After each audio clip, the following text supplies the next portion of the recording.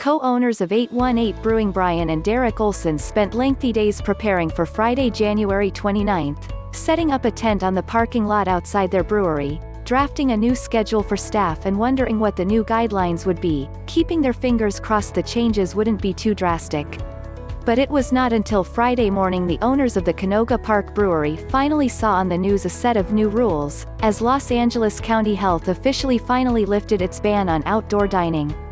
"It's frustrating," Bryan Olson, adding that he wished health officials would release the guidelines for business owners in advance. "It's pretty stressful.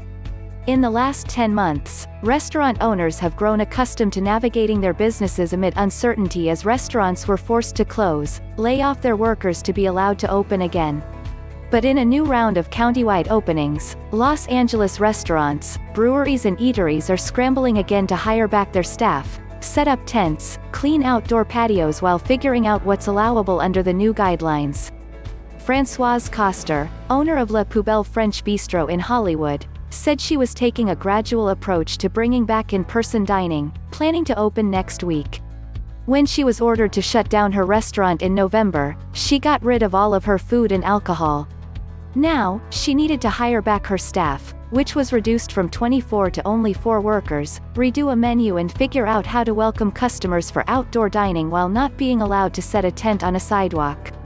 She has grown frustrated with the city, state and federal government in the past 10 months, she said. "It's ridiculous," Koster said, adding that going back and forth between closing and reopening has taken a toll on her business and employees. Under the newly revised rules, restaurants and breweries may reopen for outdoor dining while employees who come in contact with customers must wear both a mask and face shield. Outdoor dining table seating must be limited to no more than 6 people per table, all of whom must be from the same household, while tables must be repositioned or removed so that all tables are at least 8 feet apart.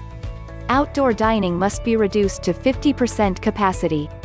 Officials also added a big screen TV rule to prevent big groups from gathering to watch sports and other popular events.